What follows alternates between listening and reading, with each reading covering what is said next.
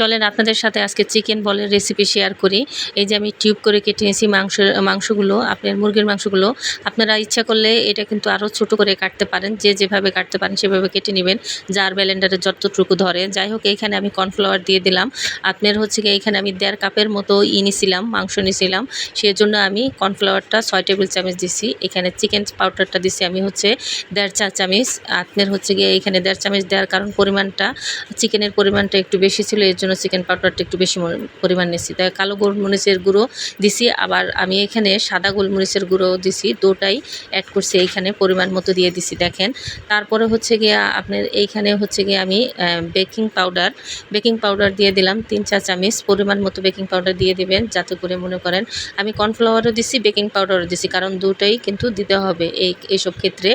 তো হচ্ছে এটা দেওয়ার পরে যাইয়া আমি এইখানে স্বাদ মতো লবণ দিয়ে দিতেছি দেখেন। এইখানে আপনার যদি হিসাব করেন তাহলে 1 টেবিল চামচ আর সামান্য পরিমাণ দিছি। তো লবণের জিনিসটা আন্দাজ মতো দিয়ে দিবেন। তো তারপরে বলে দিলাম, তারপর স্বাদ মতো এখানে লবণ দিয়ে চিনি দিয়ে দিলাম। আপনার হচ্ছে চিনি দিয়ে দিলাম 2 টেবিল চামচ, আর একটু পরিমাণের মানে 2.5 চামচের মতো দিয়ে দিছি।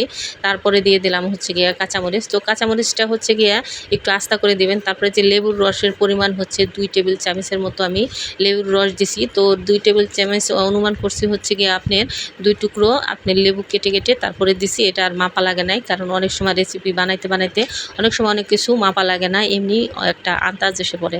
যাই হোক, এইখানে আমি লেবুর রসটা দিলাম। লেবুর রসটা দিয়ে আমি হচ্ছে এইখানে আবার দিব হচ্ছে গিয়ে আদা রসুন পেস্টটা। আপনার যদি আস্থা থাকে তাহলে আস্থাও দিতে পারেন আদা রসুন পেস্টটা। তো আমি এখানে আদা রসুন পেস্টটা দিয়ে দিলাম।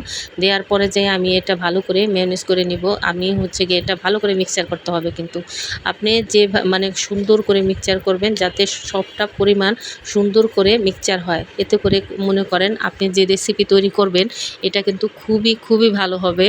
আর চিকেন বল বলেন আর যে কোনো, আপনি যদি মেয়োনিজ করে রাখেন তাহলে দেখা গেছে খাবারগুলো কিন্তু এমনি সুস্বাদু হয়। তো আমি এগুলো সব সুন্দর করে মাখিয়ে নিলাম কাঁটা চামচ দিয়ে, হাত দিয়ে আর ধরলাম না। হাত দিয়ে যদি আপনারা ইচ্ছা করলে হাত দিয়েও করতে পারেন। যাই হোক, আমি এটা বড় কাঁটা চামচ ছিল, এর জন্য আমি এটা ভালো করে মিক্সচার করে নিলাম, হাত আর ভরাইলাম না। তো এইখানে সব কিছু উপকরণ সুন্দর করে মিক্সচার করার পরে যায় আমি এই যে এখানে কাঁচের ঢাকনা দিয়ে ঢেকে রাখলাম।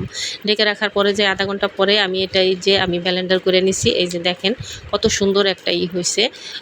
আপনাদের যদি প্রয়োজন হয় পানি যদি অ্যাড করা লাগে তাহলে পানি অ্যাড করে নেবেন। আর এই যে আমি হচ্ছে গিয়া এই যে 1/2 টেবিল চামচের পরিমাণের মনে করেন এটার ভিতরে দিয়ে আমি এটা গোল করে যাতে শেপগুলো সব সমান হয়, সেই জন্য আমি মনে করেন এটার পরিমাণ ওইভাবে তৈরি করছি। কারণ দেখা গেছে কোনোটা বড় কোনোটা ছোট হবে, এর জন্য আন্দাজ করার জন্য এটা আমি ব্যবহার করে নিছি।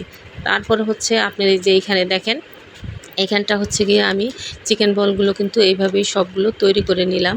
নেওয়ার পরে যাই এখানে আমি একে করে সবগুলো দিয়ে দিছি দেখেন। যখন এগুলো ফুটে উঠবে মনে করেন হয়ে যাবে, তখন কিন্তু আস্তে এগুলো উপরে উঠে যাবে। যখন ভাসমান থাকবে তখন ভাববেন এগুলো হয়ে গেছে। আর এইখানে এই যে আমি ঠান্ডা পানির ভিতরে এগুলো দিয়ে দিলাম দেখেন। মাশাআল্লাহ, ঠান্ডা পানির ভিতরে দিয়ে দেওয়ার পরে এগুলো মনে করেন ঠান্ডা পানির ভিতরেই দিতে হবে। তো আমি ফ্রিজ থেকে পানি নামিয়ে এগুলো দিছি, এই যে এগুলো ঠান্ডা করার জন্য। ঠান্ডা হয়ে গেলে কিন্তু এগুলো আমার হয়ে যাবে, তো আপনি ফ্রোজেন করে রাখতে পারবেন।